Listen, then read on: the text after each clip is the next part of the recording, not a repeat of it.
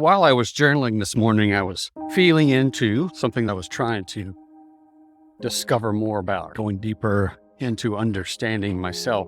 I closed my eyes and I started to think about all the sensations, all the feelings surrounding this topic. And then certain words started to come to mind. Words, thoughts, feelings. Feelings drive actions. Actions produce results. So whatever we've been experiencing, we have to take a look at our thoughts, have to look at our beliefs, and we can take a look at the words that resonate with us. And that's what I was doing this morning, was allowing those words to come to me. And as those words came in, I felt whether or not they resonated or not, or whether or not they just passed on by. And there were a few words that were notable. Words like ridiculed, words like criticized. And then at some point, the word abused came to mind. Now, I don't consider myself abused. I certainly lived in an abusive environment, but generally, this is even tough to say now, my mother was the object of, or focal point of, or instigator of abuse. And what I mean by that is that she and my stepfather fought a lot. There was alcoholism, there's domestic violence, there was physical violence, and a lot of times that was directed at her. And she was not one to back down. She was 5'5", but she didn't have any problems going toe to toe with a man. She didn't have any problems going toe to toe with my stepfather. And not to excuse or explain any of his behavior, but they both participated. And so that was always outwardly directed at somebody else. I was always in the middle, never really fully directed at me. I never really considered myself abused, although there are a few memories that I have where that label could be applied. And it got me to thinking about how we have varying degrees of experiences. Moments when we feel criticized, ridiculed, unsafe, abused, and how those moments can actually be impactful over the course of a life. So I was thinking about pivotal moments like the bus stop bully, moments of disappointment in life, thinking about moments of drama and how each one of those has its own place in our psyche.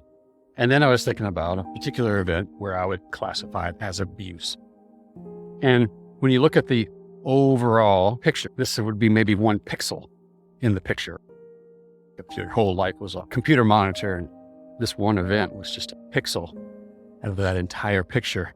But it's such an important moment, an important pixel, that if the rest of your picture is there and that one pixel is shining brightly, it's just catching your eye and you keep seeing it and you can't not see it. And it looks like something on your screen, but you have to remind yourself over and over again that it was just a one pixel moment in time. So I was recognizing that this morning, that as we think about these things, we can tease out which one of these moments was most impactful, which one of these moments carried with us the most throughout our life. How we will push down those moments, push them aside in order to cope, in order to survive, in order to stay connected to the source of our food and water, shelter, care, and love, and how in doing so, in pushing those things aside, we disown a portion of ourselves. And it's not until we start to really explore, to really try to figure out what's going on with us, that we sit with these feelings. Don't push them away anymore. We actually try to allow them to bubble up so that we can feel them. Then in that moment, we're able to say, oh, the word abused resonates with me. I don't label myself as abused. I don't walk around feeling like I'm a victim or a survivor of being abused. But when I look at that word and I sit with it and allow it to resonate with me, and then when I go back to that moment or those moments and I go, that was abuse. It may not have been overt. It may not have been blatant. And that may not have been repetitive, but it was clearly a moment of abuse. And the reason that's important to acknowledge is that we don't want to experience it again. We're afraid of it.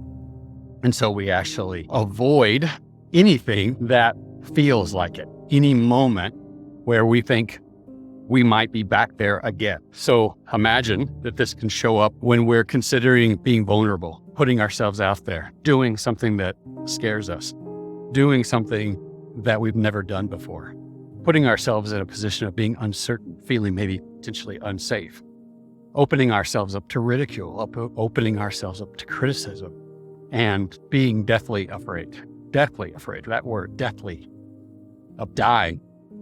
We've got a mental, emotional, a physical, and then we have a spiritual or an energetic experience of being.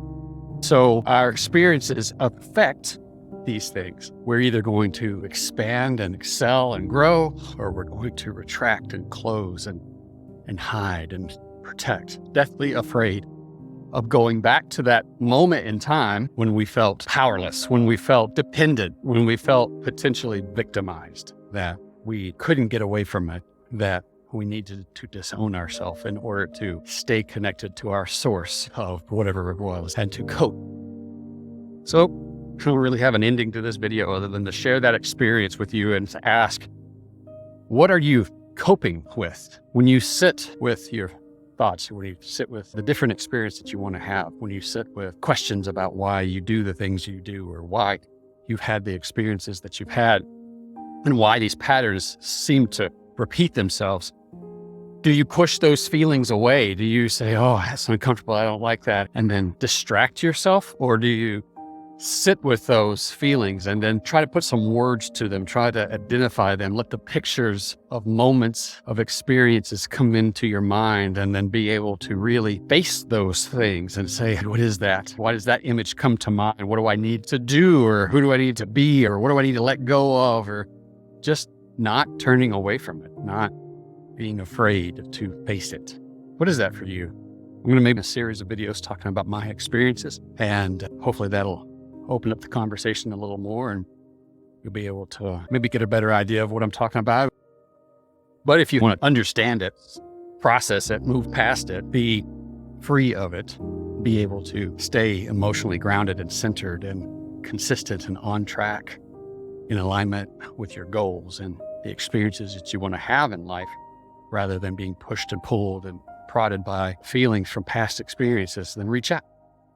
There's a link in the description. You can private message me.